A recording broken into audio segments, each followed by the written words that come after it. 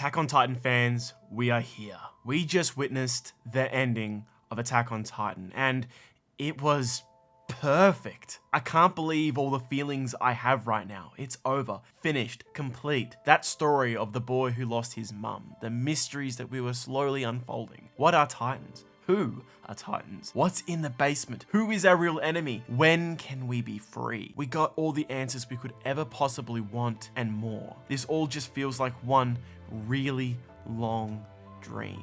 To say the ending of the manga was controversial is a massive understatement. It's just hard to look at this episode in a vacuum. The manga ending looms imposingly over this finale like a shadow. The call for an anime-only ending was so loud that it was almost deafening. However, we got the best case scenario. This is through and through the manga ending, but with the polish and care Hajime would have always wanted to give that original volume. Less time constraints and possibly less pressure. We have to start with...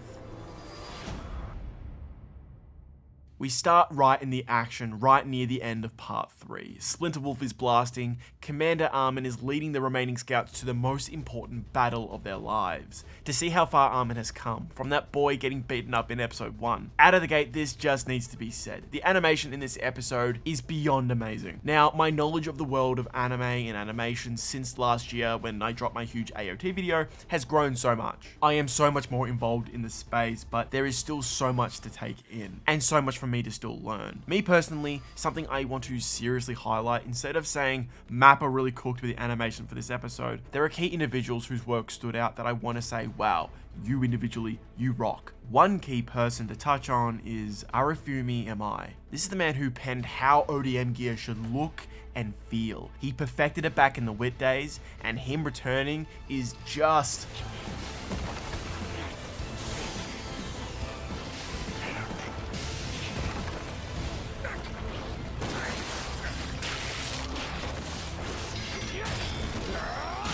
Oh, everything from the CGI of the Titans to the dialogue heavy sequences. I don't want to just say, well done Mappa, because the people who made this aren't studio heads. Executives who have forced these horrible working conditions for the Attack on Titan team and the countless other projects that makes the culture of working in the space of anime hell. But to the everyday men and women who worked on this project, this stands as one of the most stunning achievements in the medium of animation. All of you should be proud. Another person I want to highlight is Yuchihiro Hayashi, who storyboarded most of the final episode. His sequences with the car and the ODM gear was such a highlight. There are most definitely so many hands in the storyboarding process, but it is legit one of the episode's strongest attributes. It cleans up much of the manga's messiness and is so much more engaging. As someone who, after writing last year's Attack on Titan video, knew the ending was a long ways away, I decided to pick up the manga just to avoid spoilers. Even though I love much of the original work by Hajime Izuyama, much of the final sequence's stakes feel lost in the art as compared to the anime. I think much of it has to do with the lack of experience in me reading the manga as to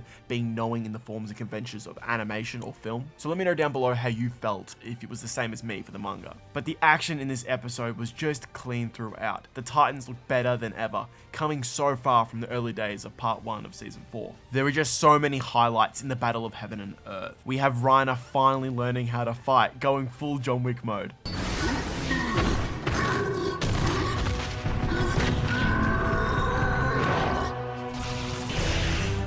To Mikasa teaming up with Annie, doing a combined move to toss Mikasa through the air at blistering speed. It's just so good.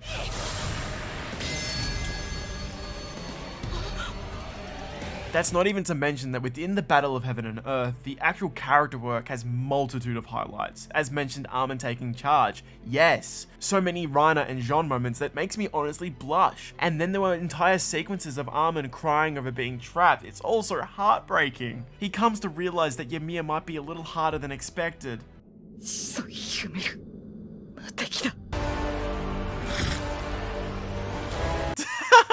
Sorry, I had to throw that in there. But seriously, this is all a masterclass in showcasing tension. I don't think I took a breath for at least 35 minutes. Every pan downwards showcases the silhouetted view of the colossal titans below, to all accumulate to one of the most horrifying sequences in the entire show, up there with the freedom sequence. Taking straight from Schindler's List, it's this. This is just harrowing. We see more anime-only scenes with cities being destroyed, animals being brutally murdered, and so many people dying. The second chapter brings us so much story, it's just unbelievable. We get so much with Armin and Zeke, there's just so much lore behind Ymir, and the perspective from Zeke gives it such an interesting outlook on it all. Zeke right now is straight up depressed, his entire mental state is an outlook of borderline nihilism. Throw in Armin and there is a clash. We get the insight of where did the Titans come from, and it's just pure Lovecraftian. I just adore the idea of Armin using his language and talking to get out of a situation in this episode, highlighting his biggest strength, which is his mind, more so than his ability to transform into the Colossal Titan. This is the meaning behind all of Attack on Titan. You can take the lessons of these larger-than-life characters and boil it down to life is about the small, trivial moments, playing catch, running up that hill to the tree, eating food with friends, simply existing. It's life. Armin here perfectly articulates that, not just to Zeke, but the audience. When leaving this space, we get a moment that has been building for years.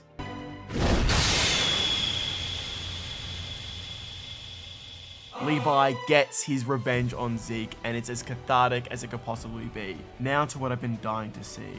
I get straight up Evangelion vibes to this shot here. This is what it has come down to. Eren versus Armin. The battle for the sake of the Earth. It doesn't get much better than this. As all of this is happening, Mikasa gets another headache, and now comes one of the most heartbreaking moments in all of Attack on Titan. The cabin scene is soul-crushing. We get a glimpse at full-on Chad Eren. Compare this to Virgin Eren. Oh man, I can't even finish writing a joke about this. Look at him. He's done his hair. He genuinely looks happy for a moment that reflects the opening of episode 1, a brutal reframing. The art direction here is breathtaking, and the lie Eren tells Mikasa, knowing what's to come out of his mouth later, this is truly a modern day Romeo and Juliet. As we transition from this long dream back to reality, the track Trader begins to fade in. Armin and Eren trading blows, a sight that I cannot believe it was animated this well. Yet this isn't the highlight, this is.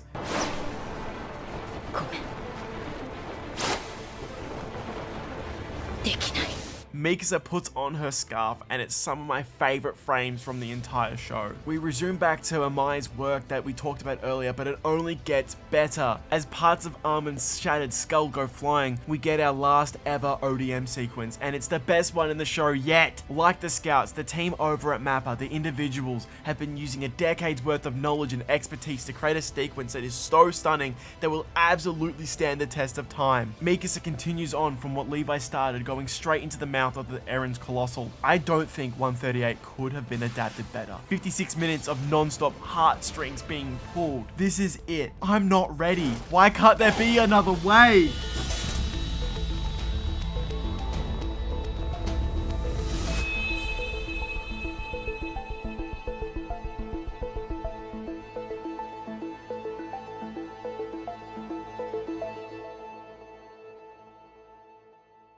Even though I think chapters 135 to 138 of the manga were adapted basically perfectly, I think 139 gets the best treatment. As soon as the initial frame started, my eyes glued to the screen even harder somehow. There is a lot of pressure on each word, each frame that passes. We await the moments of what are they going to do to those few panels that blew up in the AO2 community all those years ago. My biggest issue was always it moved too quickly in the manga. How will they adapt it? They adapt it by completely perfecting the entire scene by doing it one-to-one in the anime, and then doing anime-only original scenes that perfectly encapsulate everything the show is trying to say. The ending is tough to accept, but to see the anime community of Attack on Titan really rally behind it has been so gratifying to see. Eren was never this omnipotent, emotionless god that was somehow the mastermind to getting everything to go his way. He is, and always has been, a kid, a teenager, with the powers of a god, with the inability to feel free from the monumental weight of the memories of the future that since birth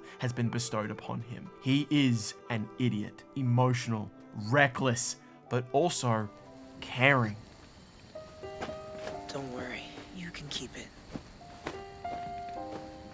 Jump to the following timestamp to avoid spoilers for Breaking Bad, as it's really important to showcase what I'm trying to say. The manga goes a route of absolving Armin of all guilt, to the point of Armin thanking him for the actions of genocide. To me, it's almost kind of revolting. It's the phrasing, the wording. It attempts to do the Walter White of absolving Skylar of all her actions. But at the end of the day, Skylar was in an abusive relationship and was forced or coerced into embezzling money and did a few petty things here and there. The manga's framing doesn't work for me. Instead, the anime takes the approach that Eren drops the excuses, admits, no Armin, it wasn't this journey of altruism and a path of righteousness. That means all of this is now okay. No, I am a murderer. I wanted to see this view.